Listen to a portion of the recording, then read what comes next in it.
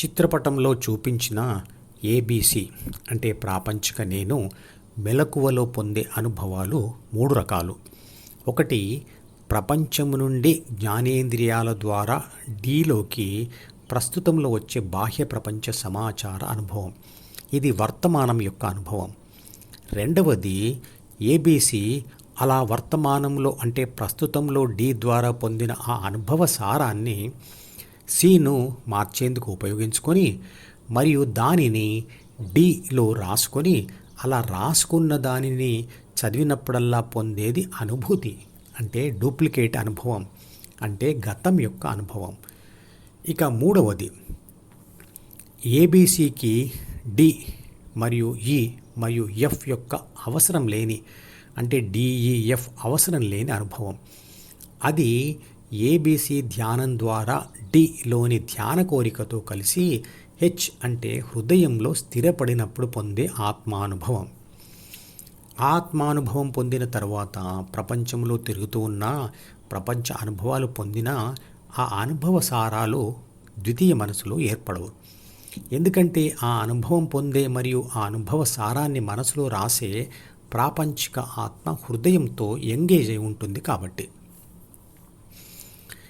ABC ధ్యానం చేస్తూ H అంటే హృదయంలో స్థిరపడినప్పుడు వాడని డి మాడిపోతుంది మరియు సి అంటే అహం యొక్క ఉపయోగం ఉండక అది కూడా క్షీణించిపోతుంది మరియు ఆ మనిషికి శారీరక స్పృహ కూడా ఉండదు. కాబట్టి ప్రాథమిక మనసులోని 3 బాధ్యతలు మరియు 6 గుణాల యొక్క అవసరం కూడా ఉండక ఏబీసీ నుండి సి మరియు బి కూడా విడిపోతాయి. అప్పుడు ఏ అంటే ఆత్మ ఒంటరిగా విశ్వశక్తి స్వరూపంగా మిగిలిపోతుంది. అదే ఆత్మానుభవం అంటే. ఆత్మానుభవం తప్ప ప్రపంచం వలన పొందే అనుభవం మరియు ద్వితీయ మనసు ద్వారా వచ్చే అనుభూతి అందరికీ తెలిసినవే. జ్ఞానం 2 రకాలు. ఒకటి, ప్రపంచ అనుభవాలతో నేర్చుకొని ద్వితీయ మనసులో దాచుకునే ప్రపంచ జ్ఞానం. బ్రతకడానికి ఇది అందరూ తప్పనిసరిగా నేర్చుకునేది. ఇది ద్వితీయ మనసు మరియు జ్ఞానేంద్రియాల ద్వారా తెలుసుకొని ద్వితీయ మనసులోనే రాసుకునేది. ఇక రెండవది, ఏబీసీ బాహ్య ప్రపంచంతో ద్వితీయ మనసుతో దూరంగా ఉండాలి లేదా వాటి నుంచి విడిపడాలి అనే ఉద్దేశంతో వాటితో యుద్ధం చేస్తూ తన ధ్యాసను హృదయంలో నిలపడం వల్ల ఏర్పడే ఆత్మానుభవ జ్ఞానం లేదా ఆధ్యాత్మిక జ్ఞానం. ఇదే భగవద్గీత నేర్పిస్తుంది. ఈ బాహ్య మరియు అంతర్జ్ఞానాల కలయికే సంపూర్ణ జ్ఞానం. బాహ్యానుభవాలు శారీరక సుఖాన్ని ఇస్తాయి కానీ ఆ అనుభవాలు తాత్కాలికమైనవి. ఎందుకంటే పదార్థాలు నశించేవే మరియు పదార్థాల అనుభవం పొందే శరీర భాగాలు వయస్సుకు లోబడి అనుభవించే శక్తిని కోల్పోయేవే.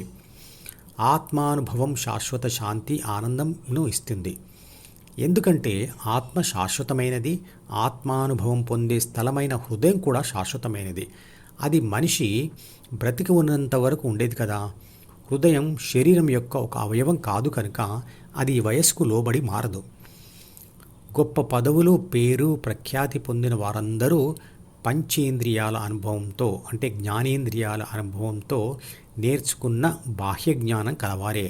వారంతా ప్రపంచాన్ని, పదవులను, బంధాలను, సుఖాలను, కోరికలను వదిలివేసి అంటే వైరాగ్యంతో సాధన చేస్తే తప్ప వారు ఆత్మజ్ఞానం పొందలేరు. మనిషి బాహ్యంగా ఎంత ఎత్తుకు ఎదిగితే ప్రపంచానికి అంత ఎక్కువగా అతుక్కుపోతాడు. అలాంటి వ్యక్తి యుద్ధం చేసి ప్రపంచం నుంచి విడిపడడం మరియు అంతరానుభవం పొందడం అంత కష్టమవుతుంది. బాహ్య జ్ఞానంతో ద్వితీయ మనసు దానిని మోస్తున్నవాడు దించలేనంతగా బరువెక్కుతుంది. అహం పెరుగుతుంది. ఈ మధుపదం యూట్యూబ్ ఛానల్ వీడియోని సబ్స్క్రైబ్ చేసి గంట గుర్తును నొక్కి ఆల్ని సెలెక్ట్ చేసి ప్రతిరోజు యూట్యూబ్ ఓపెన్ చేసి అడుగున ఉన్న సబ్స్క్రిప్షన్ బటన్ నొక్కితే అన్ని లేటెస్ట్ వీడియోలు చూడవచ్చు.